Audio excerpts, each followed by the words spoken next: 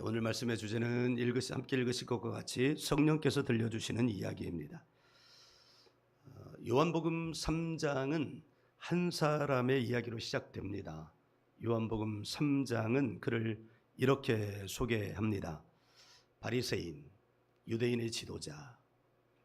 유대인의 지도자라고 일컬음을 받을 수 있는 사람은 그 당시에 오늘날의 국회와 같은 역할을 하는 산헤드린 공의회를 말하는 건데, 그 공의회 공회원, 즉 국회의원급에 해당하는 바로 그런 사람이었는데, 그 사람의 이름이 바로 니고데모입니다. 3장에 나온 니고데모는 굉장히 회의적입니다. 영의 말씀을 하는 예수님의 말씀을 잘 이해 못합니다. 사람이 거듭나야 한다고 예수님이 말씀을 하시니까 그 당대의 지식인, 당대의 지성인, 정치인, 지도자였던 이 니고데모가 거듭나야 한다는 말을 듣고 이렇게 질문합니다. 어떻게 다시 어머니의 태 속에 들어갑니까? 라고 말이죠. 그 질문은 철저하게 육에 속한 사람이 할 수 있는 질문이죠. 그것을 조금 더 고상한 언어로 표현하자면 과학적 사고를 가지고 있는, 사상적 언어로 표현하자면 유물론적 사고를 가지고 있는 사람이 할 수 있는 질문이었어요. 그런데 예수님이 이어서 말씀합니다. 육에서 난 것은 육으로, 영에서 난 것은 영으로. 그러니까 지금 예수님은 육의 말씀을 하는 것이 아니라 영의 말씀을, 육의 거듭남을 말하는 것이 아니라 영의 거듭남을 말하는 것이.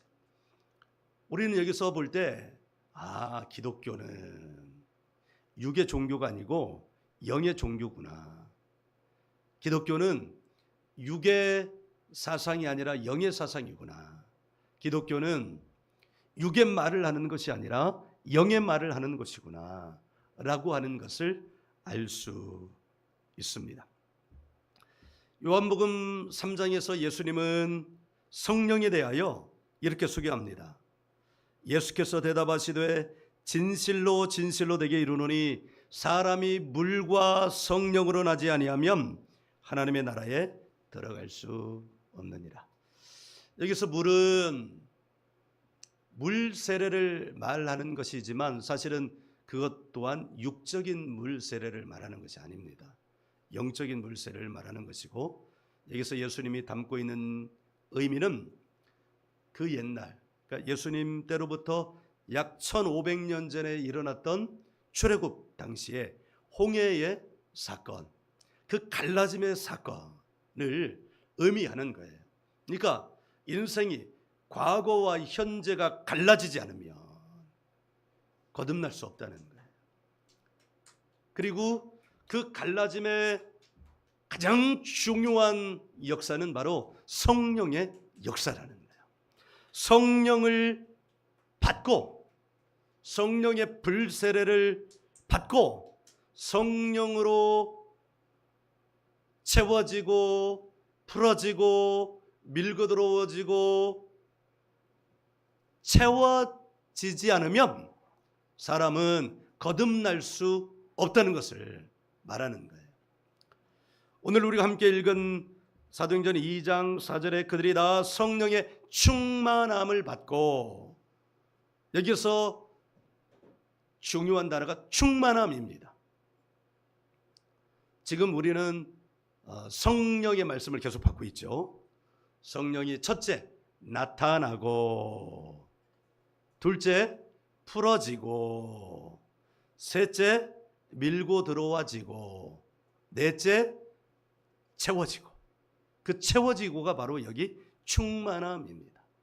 성령이 나타나셔서 우리 가운데 풀어지는 거예요.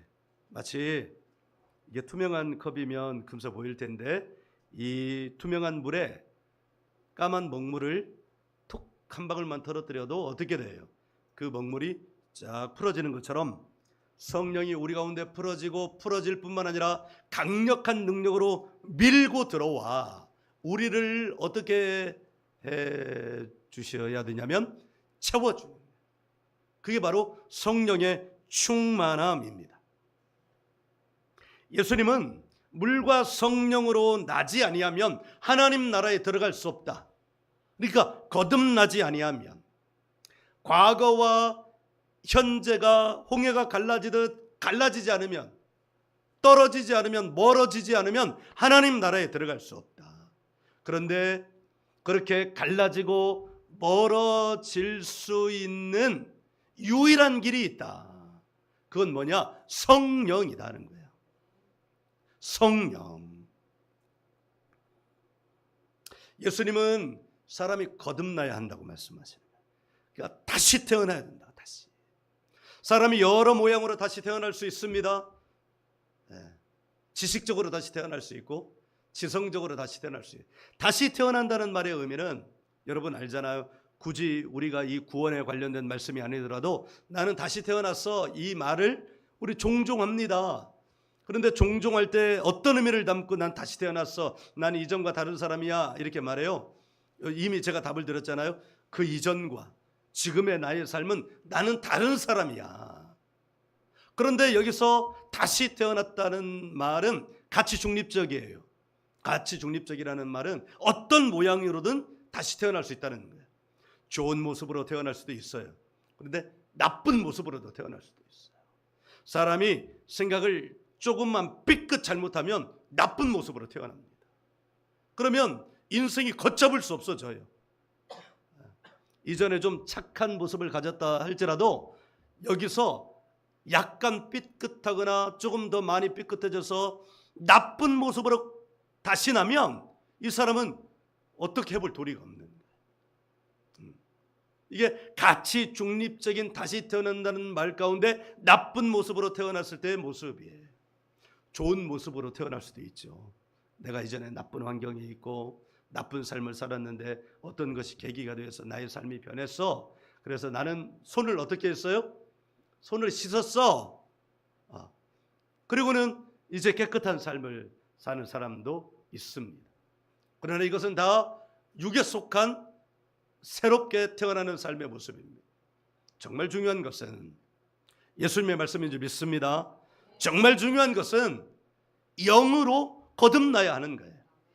완전한 죄로부터, 그 죄로 말미암아 나의 삶에 저주가 들어오고 그 저주 어린 삶을 살면서 인생의 복된 삶을 살지 못하던 사람이 성령으로 거듭나면 그때부터 전혀 다른 인생을 살게 되는 것, 그 수많은 이야기들, 성령께서 들려주시는 이야기들이 바로 성경에 나와 있는 이야기입니다.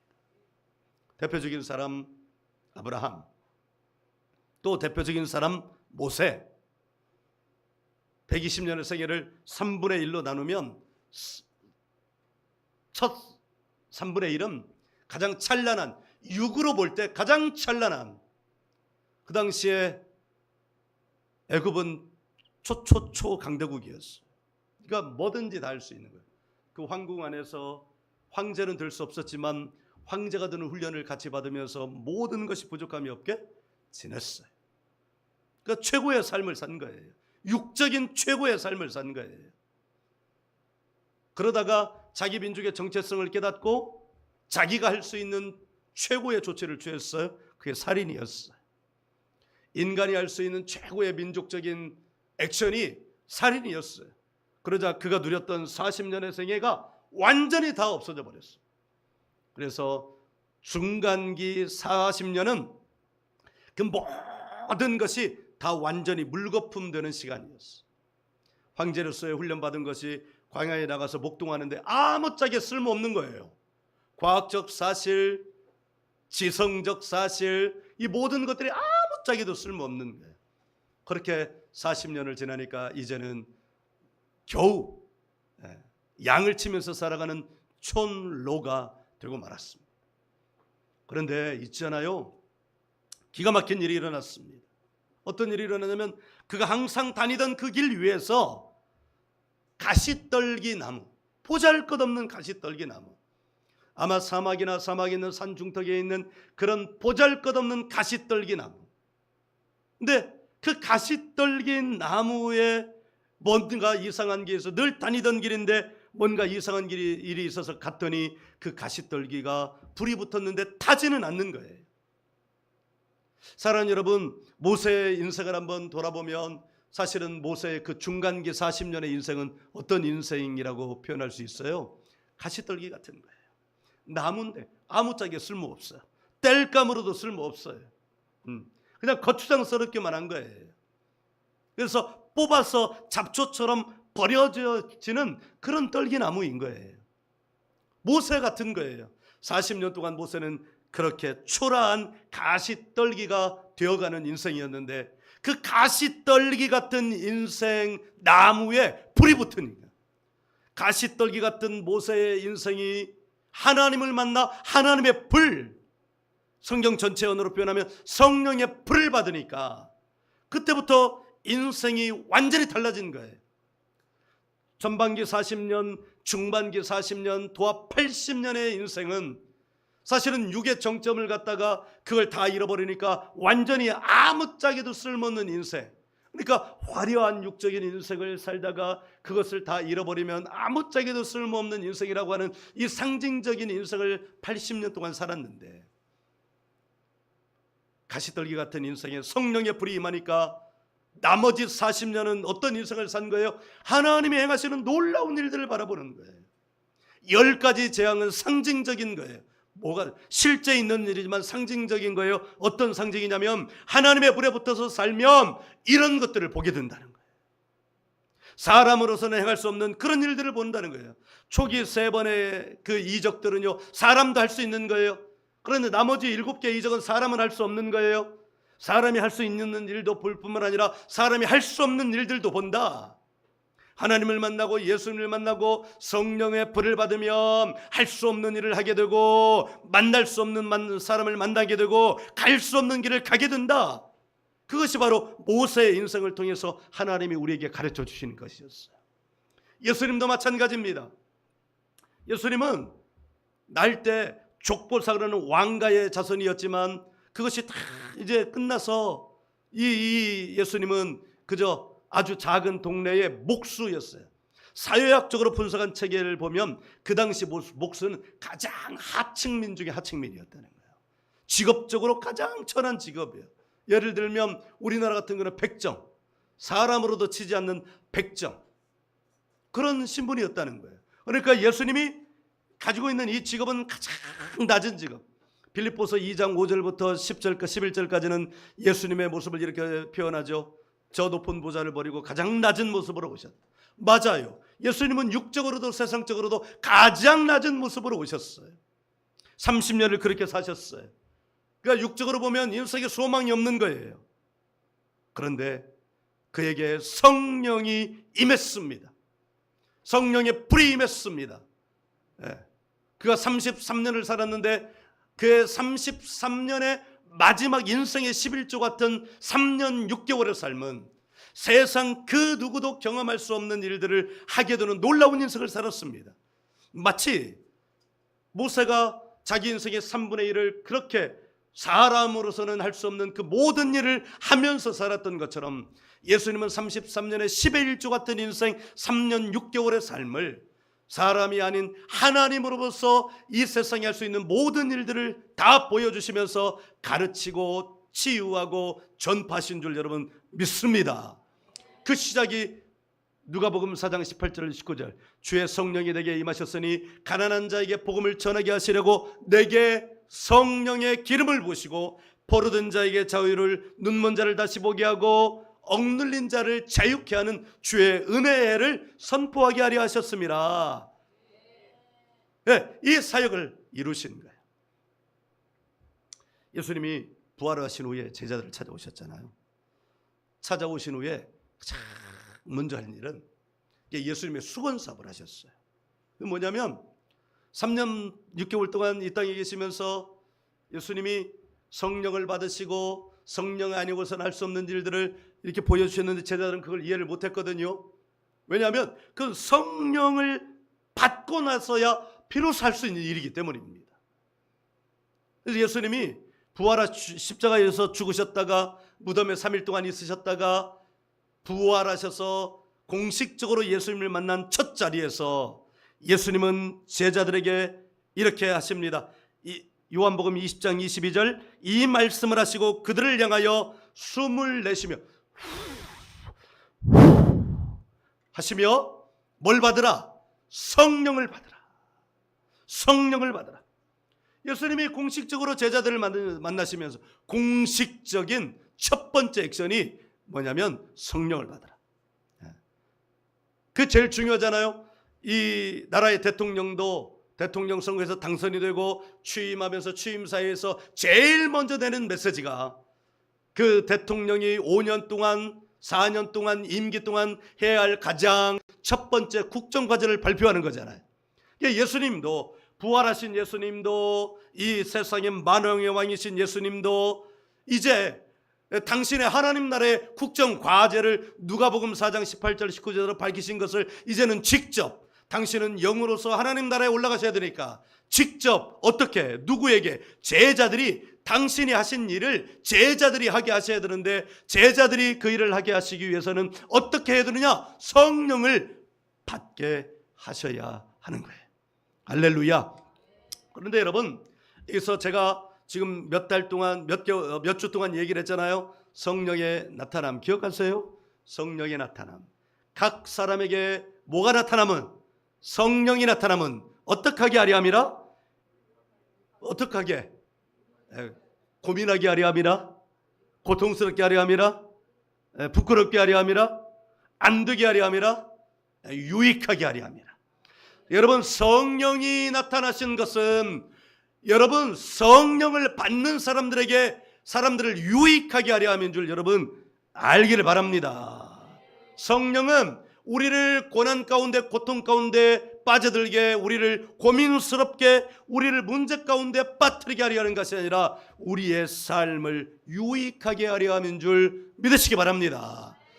그러니까 성령을 받아야 되는데 받고 나서 당장 그 일이 일어나는 게 아니라 단계가 필요하더라 보니까 성경 전체를 통해서 성령이라는 키워드로 이렇게 말씀을 연구하고 하나님의 뜻을 쫓아가니까 단계가 있더라. 성령이 나타나고 두 번째는 그 성령이 어떻게 해요? 하나님이 천지를 창조하실 때 운행하게 하신 것처럼 라하프 풀어지게 해야 되나 성령이 우리 가운데 풀어져야 합니다. 풀어질 때 어떻게 풀어져야 되나? 밀고 들어와도 능력으로 풀어져야 되는 줄 여러분 믿습니다. 풀어질 뿐만 아니라 밀고 들어올 뿐만 아니라 정말로 중요한 것이 있습니다. 그것은 바로 성령이 충만한 것입니다. 오늘 우리가 함께 읽은 이 말씀처럼 그들이 다 성령의 충만함을 받고 그런데 성령의 충만함을 받을 때 어떤 일이 있었냐면 2절 바람 같은 성령이 임한 거예요. 여러분 예수님이 숨을 내쉴 때 할 때 소리가 납니까 안 납니까?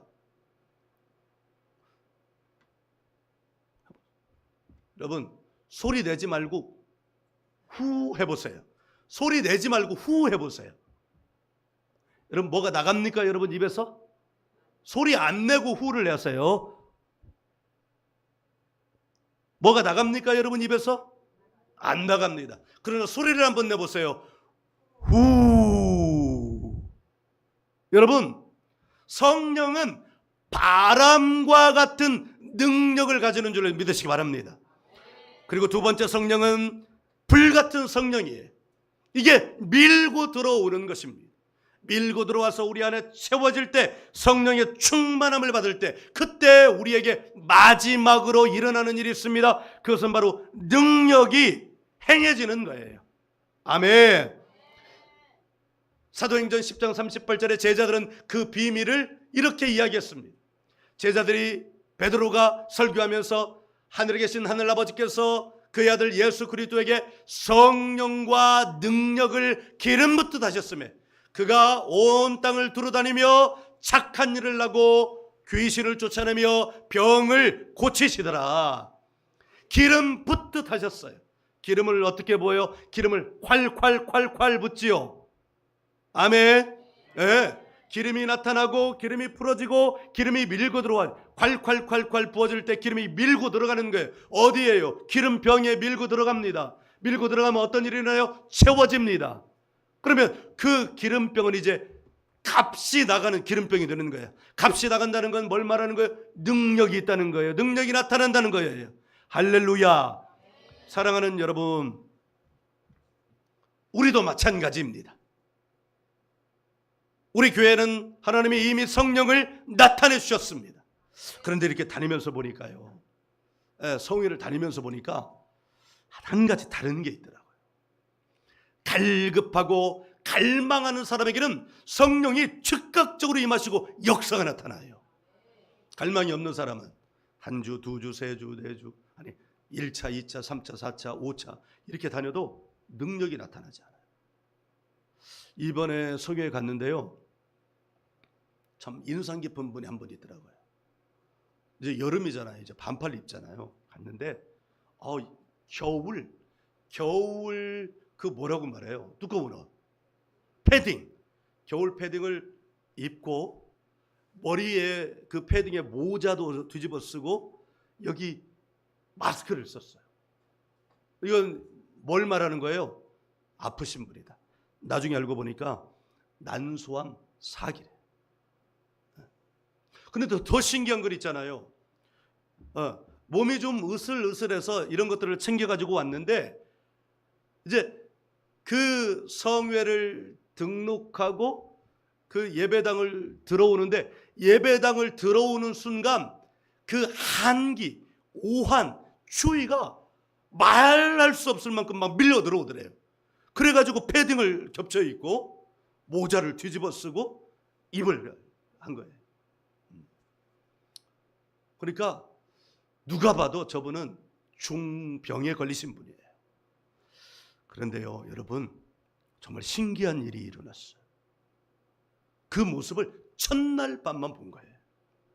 그럼 둘째 날은요? 둘째 날은 그 외투를 벗었어요. 그 모자도 당연히 벗어졌죠. 마스크는 있죠, 마스크. 왜냐하면 이게 호흡기 관리를 해야 되니까. 그런데요, 첫째 날 그렇게 아무 힘도 없이 이렇게 뒤집어 쓰고 있던 분이 둘째 날은 그 옷을 벗고요, 둘째 날 아침에 일어나면서 정말 놀라운 일이 자기에게 일어났다는 거예요. 어떤 일이 일어나냐면, 어제까지는 막 추워가지고, 우리가 춥다는 건 여기서 몸에서 열기가 안 난다는 거 아니에요. 그런데 아침에 자고 일어났더니 놀라운 일이 일어났다는 거예요. 자기 안에서 열기가 나기 시작했다는 거예요. 더 이상 춥지 않았다는 거예요. 그리고 3일째 될 때는 가벼운 옷으로 갈아입었어요. 무슨 말이냐면, 자기 안에 있던 오한이 나게 하고 자기 안은 그 무엇인가가 자기 안에서 나가고, 이제는 그 안에서 열이 나게 하는 뭔가가 자기 안에 들어왔다는 거예요. 여러분, 이번에 저도 이제 성회에 가서 기도 받는데요, 그간에 이제 기도 받을 때마다 이게 이 안에 뭔가 있긴 있는데, 이게 나가려는 것 같은데 안 나간 것 같기도 하고, 이게 막힌 것 같은 이 변비 같은 느낌이 있었거든요. 근데요, 이번에는 놀랍게도 거기서 이렇게 운영위원도 하시는 목사님들이 이번에 저에게 한 두 분인가 세 분인가가 기도를 해주셨거든요. 그간에 그런 분들은 저에게 기도를 안 해주셨는데, 그분들이 기도를 하니까 뭔가 역사가 일어나더라고요. 이 배 안에서 꿈틀꿈틀거리면서 뭔가 이렇게 있는 것이 이 안에서 이렇게 올라와서 목에 걸려 있다가 3일째 사역을 받으니까 이 목에서 이렇게 나가는 게 느껴지는 거예요. 여기 그 난소암 4기라는 분은 마지막 희망을 걸고 거기에 온 거예요, 온 거. 근데 거기 사역하시는 목사님 교회도 아닌데 멀리 떨어진 교회인데 어떻게 연결이 돼가지고, 그러니까 병원에서도 치료가 안 되고 하니까 어떻게든 치료를 받아야 되겠다는 간절함을 가지고 연결돼서 그 목사님은 경기도 광주에서 목회를 하시는데 그분은 서울 방배동에 있다는 거예요. 어떻게 연결이 돼가지고 내가 데리러 갈 테니까 오기만 해라. 그 마음이 어떻겠어요? 너무너무 간절하지 않았겠어요? 난 살고 싶다는 거예요. 여러분, 하나님 나라로 우리는 다 죽은 다음에 하나님 나라 가게 되는 줄 믿습니다. 그러나 여러분, 제가 축복합니다. 여러분, 하나님 나라로 갈 때 병든 채로 가지 마십시오. 다 깨끗한 몸으로 가시기를 주의 이름으로 축복합니다. 건강하게 하나님 나라 가세요. 병든 채로 가지 마세요. 혹여나 병이 들면 오셔요. 치유받고 천국 갑시다. 네, 할렐루야. 그분이 그런 거예요. 기도받을 때 자기가 안다네. 자기는, 다른 사람은 모르지만 자기는 아는 거예요. 자기 안에서 일어나는 일이 어떤 일인지 자기는 아는 거예요. 그런데 그 일을 알고 깨닫고 회개하고 주님의 능력을 힘입기를 원할 때 주님은 반드시 역사하여 주셔요. 성령도 마찬가지. 갈급한 자에게 성령이 임합니다. 한번 해볼 때면 해보시오.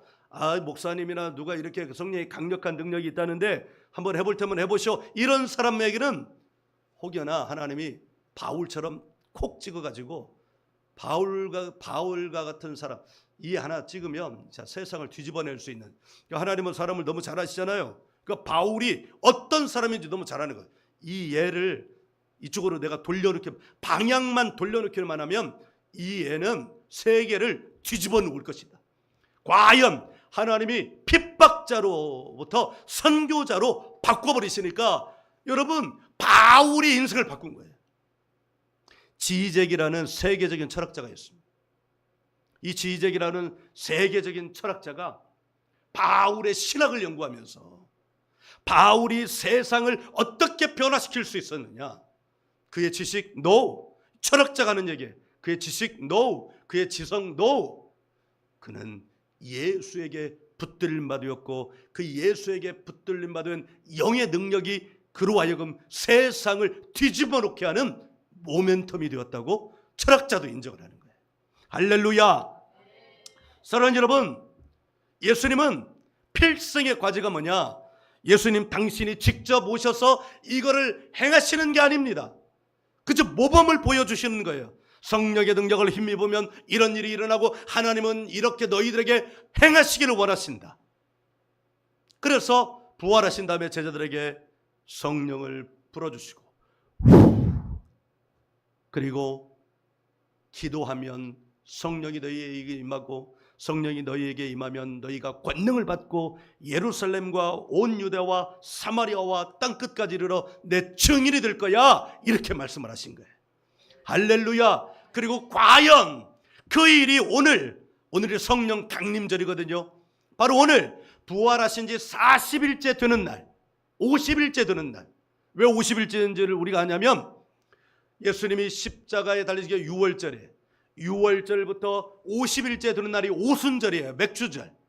우리나라는 그것을 달리하지만 성경적 시간으로는 이 오순절 날이 바로 맥주절이에요.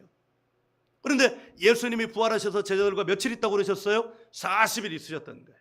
그러니까 지금 맥주절, 성경의 절기로는 맥주절 되기 전까지는 열흘이 남은 거예요. 그러니까 제자들이 마가의 다락방에서 며칠을 기도했을까요? 열흘을 기도한 거예요. 40일 동안 말씀을 받고 열흘 동안 오직 무엇을 위해 기도했을까요? 약속하신 것을 보내주세요. 그런데 그 기도의 핵심 키워드가 뭐냐? 하나님 말씀을 듣고 보니까 우리가 잘못했어요. 예수님 말씀을 듣고 보니까 우리가 잘못했어요.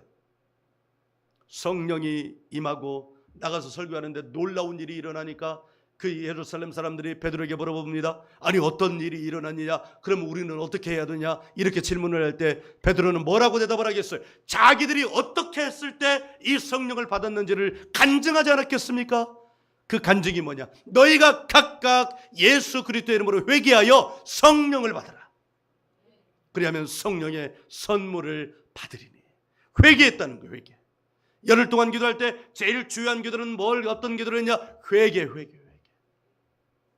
그래서 지효성이 하시는 목사님 중에 김주련 목사님이라는 분이 계셔요.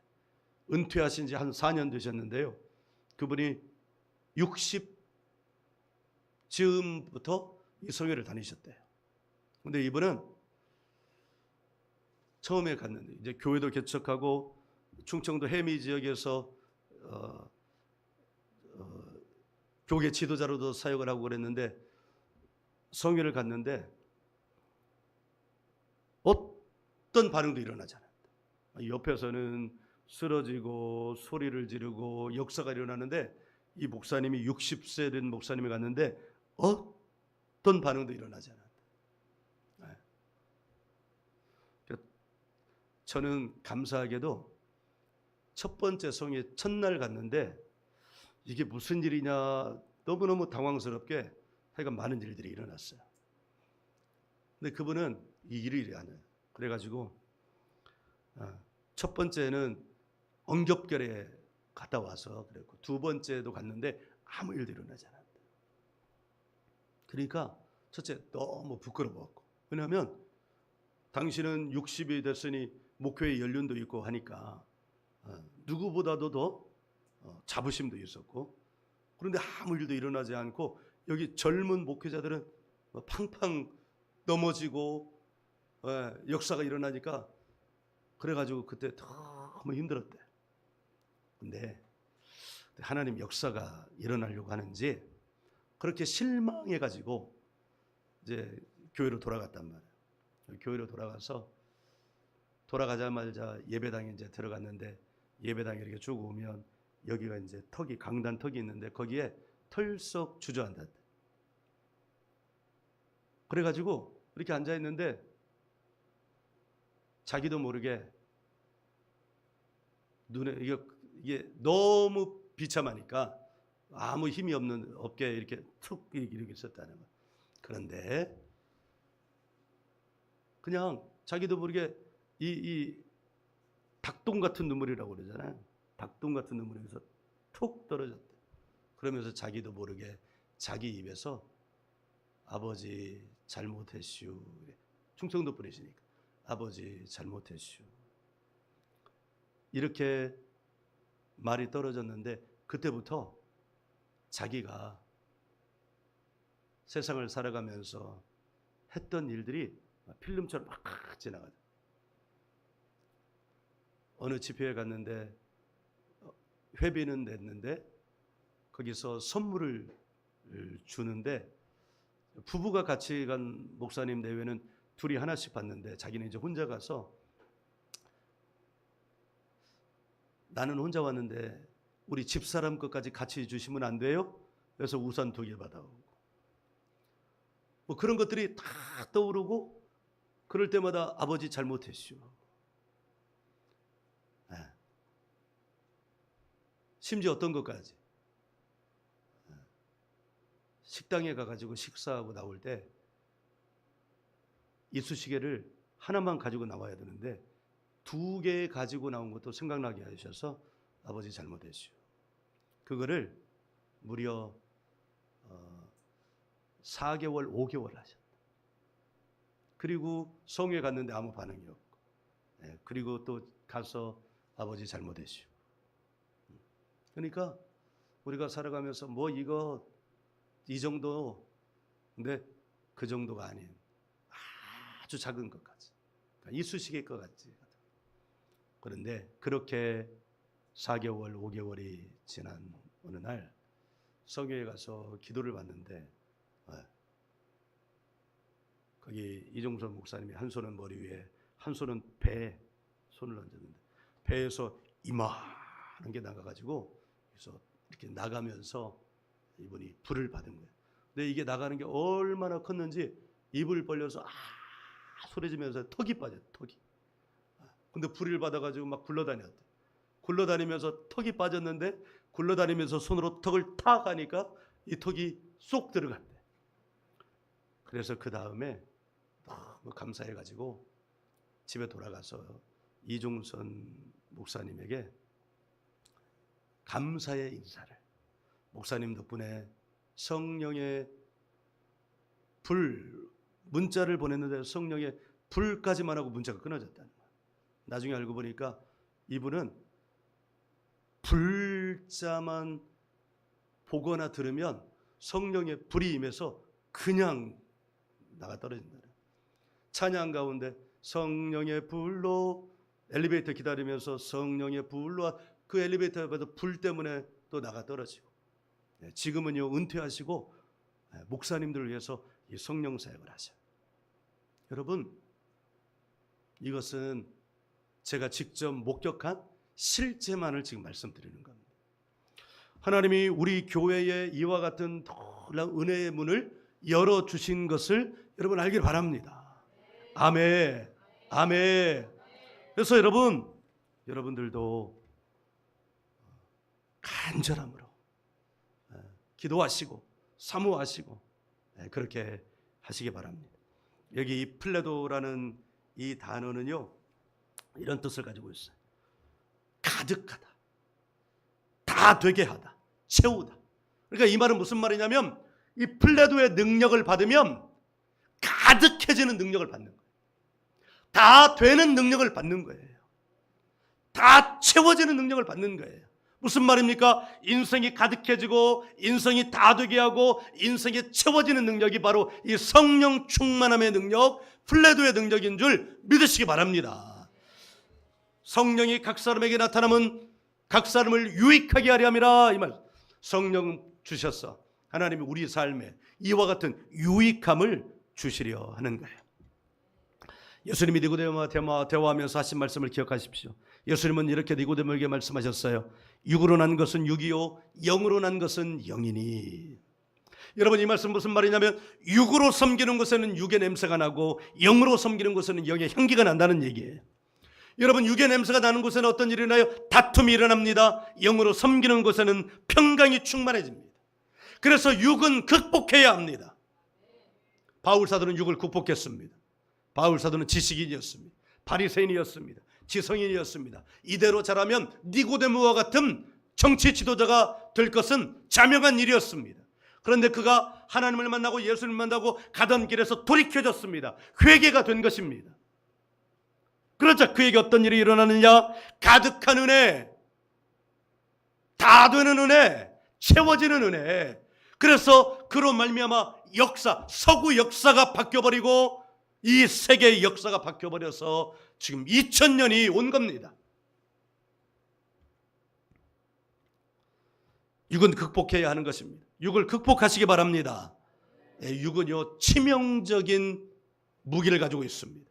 그것은 바로 사단의 유혹입니다. 미혹입니다. 사단은 육을 사용하여서 우리가 하나님께로 나가는 것을 계속 방해합니다. 육의 생각을 하게 하고 육의 관계를 맺게 하고 육의 유혹을 하고, 그래서 그것을 넘어가면 반드시 하나님으로부터 멀어집니다. 그런데 반대로 육을 극복해서 돌이켜서 회개함으로 하나님께 나가면 하나님은 영의 역사를 통해서 충만한 은혜를 주시는 줄 믿으시기 바랍니다. 교회는 그리스도의 몸이라고 그랬습니다. 여러분, 이 교회는 그리스도의 몸입니다. 머리는 예수 그리스도, 교회는 몸, 우리 각 지체가 교회의 지체를 이루고 있는 거예요. 여러분 자신이 교회입니다. 그리고 여러분의 머리는 예수입니다. 성령을 받으면 어떤 일이 일어나는가? 그 교회를 섬기게 하십니다.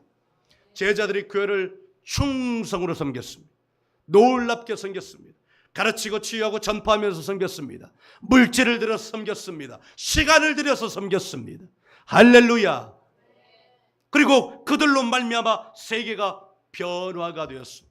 서구로 변화가 되었습니다. 돌고 돌아서 태평양을 건너서 대서양을 건넜고 아메리카 대륙을 지나서 태평양을 건너서 다시 여기 이 아시아 땅까지 왔고 점점 다 다시 가서 예루살렘까지 돌아가고 있습니다.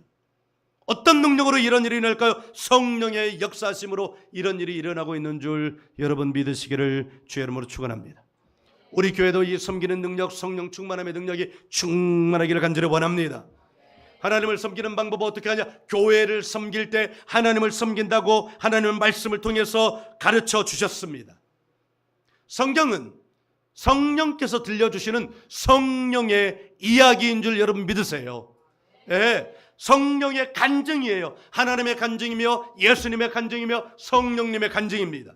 동시에 성령 받고 충만한 자들, 플레도의 능력을 가진 자들, 가득하고 인생에 하나님의 능력이 가득하고 인생에 하나님의 능력으로 다 되고 인생에 하나님의 능력으로 채워지는 능력을 가진 성도들의 간증 이야기가 바로 성령이라는 것을 여러분 믿으시기 바랍니다. 여러분, 이 성령 이야기가 가득하면 얼마나 행복하겠어요. 앞서 소개드렸던 김준원 목사님 같은 경우는 목사가요 70이 돼서 은퇴하면 있잖아요. 정말 은퇴 이유가 보장되는 목사님은 0.1%나 될래나. 나머지는 은퇴 후에 아무 보장이 안 되는 거예요. 재정이 보장이 안 돼요. 나는 보장이 될래나? 보장이 돼야 될 텐데. 근데요, 그것보다 은퇴하고 나면 할 일이 없어요. 그런데 이 목사님은 성령의 플레도의 능력을 받게 되니까 지금도 사역을 하고 계셔요. 해외 선교가 가서 이 사역을 하고 이 일에 당신 고향에다가 영성원을 세워가지고 거기서 이 사역을 하고요. 1년 12달 52주 일정 없는 달이 주가 없대. 목회자가 이럴진데 사랑하는 성도들에게도 이 능력이 부어지면 얼마나 놀라운 인생의 복된 삶이 될 수 있을까요?